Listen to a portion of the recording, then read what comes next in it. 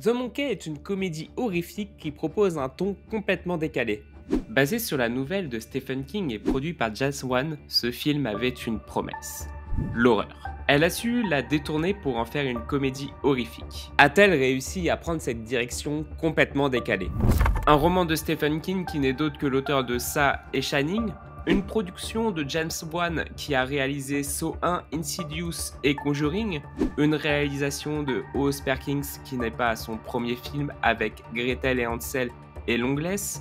On pouvait s'attendre avec ces grands noms à un des plus grands films d'horreur jamais créés. Mais si tu es venu voir un film d'horreur, tu t'es complètement trompé. Oz Perkins nous propose un film complètement décalé, à la limite du burlesque et de l'absurde, dans le même style que Scary Movie.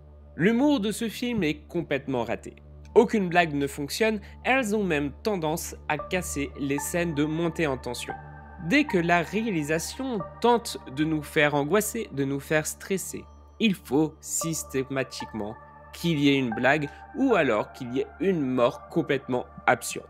Le film ne se prend clairement pas au sérieux. Soit on aime, soit on n'aime pas. On ne peut pas reprocher au réalisateur l'originalité des morts.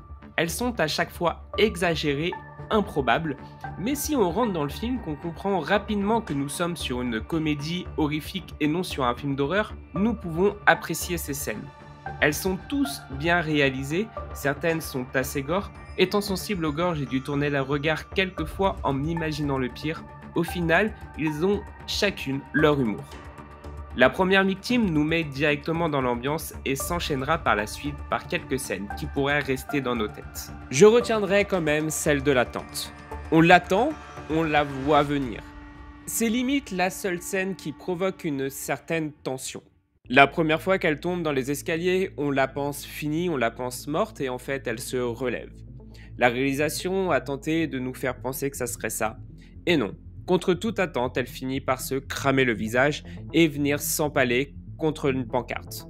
Je retiens également celle des Pom Pom Girls. On arrive à la fin du film, on les a vues quelques fois sur des scènes complètement inutiles, et la scène de leur mort est drôle. Elle est sympa, elle est limite gore. Je trouve que cette fin est plutôt réussie. Le film ne se prend plus du tout au sérieux, malgré que le singe est complètement éteint et ne peut plus provoquer d'accident. Les morts s'enchaînent, de plus en plus absurdes.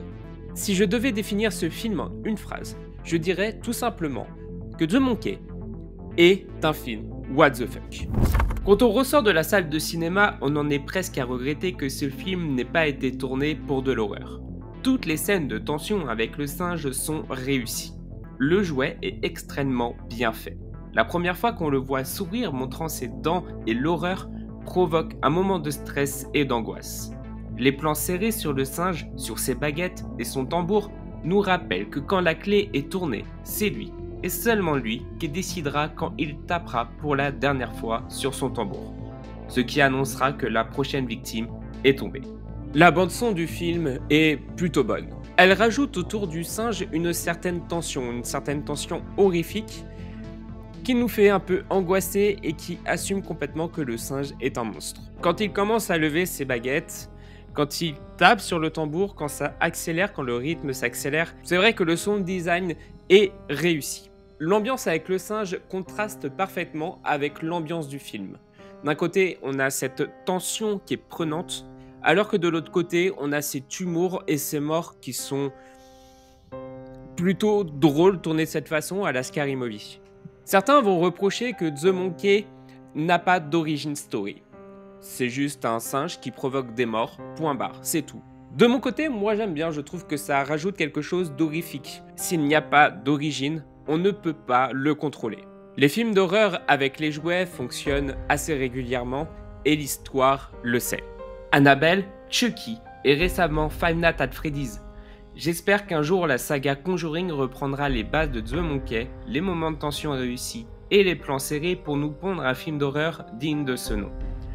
Il fonctionne comme un compte à rebours. Rapidement, on comprend que le singe va tuer. On attend juste la prochaine mort. Un nouveau personnage apparaît, et là, on se met à imaginer comment le singe va créer cet accident. Est-ce que ça va être un coup de fusil? Va-t-elle être électrocutée? Se faire couper la tête? Se faire marcher par des animaux? Se faire empaler? Peu importe, on réfléchit, on regarde le décor et on essaye d'imaginer ce qui va se passer. De temps en temps, la réalisation nous envoie sur des fausses pistes pour nous surprendre. Je repense encore une fois à la scène de la tente. Les escaliers, elle chute, on s'attend à qu'elle meure comme ça, au final, pas du tout. On pense même qu'elle va réussir à survivre. Je t'invite à laisser ton avis en commentaire avant de continuer cette vidéo. The Monkey nous pond un film avec une ambiance plus ou moins réussie comme son scénario. Dès le début du film, nous avons affaire à deux jumeaux, la brute et la victime. L'harcèlement n'apporte rien au développement des personnages si ce n'est du malaise. Hal, à ce moment-là, n'a qu'une envie, c'est de faire d'exploser la tête de son petit frère, de faire exploser la tête de Bill avec une boule de bowling. L'amour qu'il a envers son frère l'en empêche et il revient en arrière. C'est ça qui va provoquer la deuxième fois qu'il va tourner la clé du singe. Je ne suis pas scénariste, mais je pense sincèrement que tout le délire qu'il y a autour de son harcèlement n'était pas obligé. Un simple conflit entre frères, un peu accentué de violence, aurait pu suffire. Pas besoin que tout le collège s'y mette. Surtout qu'à ce moment-là, où il tourne la deuxième fois la clé, il n'est pas sûr que ça soit le singe qui provoque les morts. C'est complètement absurde d'imaginer qu'un simple jouet, à laquelle on tourne une clé, puisse provoquer des morts. Un deuxième tournage de clé qui provoquera la mort de She-Hulk, enfin, Tatiana Maslany, leur mère, et lancera le scénario. Le grand frère change complètement, un changement brutal qui nous sera expliqué au fur et à mesure de l'histoire. 25 ans plus tard, il retrouve The Monkey et devient celui qui tourne la clé. Tous les morts qu'il provoque ont pour unique but de se venger. Il estime pour responsable son petit frère de la mort de leur mère. Ce fameux petit frère devient un père apeuré par le singe au point d'en abandonner son propre fils. C'est là qu'on retrouve Frodon, Elijah Wood, qui joue un père de famille caricaturé à son maximum. On ne retiendra clairement pas ce scénario ni cette fin. On a droit à quand même quelque chose qui est assez expédié. On a Bill qui veut se venger, qui veut tuer son frère Hal avec l'aide du fils de Hal. Il veut l'utiliser en espérant que le singe tue son propre père. Bon, évidemment, ça va pas du tout se passer comme ça. Hal pardonne son frère de sa vengeance, de tous les morts qu'il a pu commettre. Même s'il n'est pas directement lié, c'est quand même lui qui tournait la clé. Bill accepte les pardons et ensuite accepte l'aide de son propre frère, de son petit frère. Une fois qu'est quand même expédié, si seulement on pouvait arranger toutes les choses avec juste je te pardonne. Et c'est là que le singe va se remettre à tuer une nouvelle fois. Et on va voir une scène où Bill tend la main et se fait exploser. C'est une scène de chair et d'os. Il ne reste plus que ça. La boule de bowling dans laquelle Hal voulait faire exploser la tête de Bill au début du film revient pour finalement exploser sa tête. À partir de là, tout s'enchaîne. The Monkey s'emballe et détruit toute la ville de l'enfance des jumeaux. Un délire complet qui s'assume en fin de film. Nous avons donc affaire à un scénario bancal sans queue ni tête. Dans un film classique, ce sont les scénarios qui alimentent les événements et pas de fil en aiguille, les événements s'enchaînent. S'enchaînent parce que le scénario est présent. Dans The Monkey, c'est l'inverse. Ce sont les événements qui influent le scénario. Ça prouve quand même la faiblesse de celui-ci. Tous les personnages sont inintéressants. On ne s'y attache pas du tout. La seule chose qui est quand même plutôt bien dans ce film, qui nous tient quand même en haleine, qui nous tient en tension, c'est de savoir qui va mourir. Et surtout, comment la personne va mourir. On se demande comment le singe va provoquer le prochain accident. The Monkey est clairement pour les gens qui apprécient les films, qui ne se prennent pas la tête et qui assument d'être rien d'autre qu'un film divertissant. Car oui, c'est vrai, The Monkey est rempli de défauts et ne deviendra jamais un film culte. Mais ce n'est pas son but, ce n'est pas son objectif.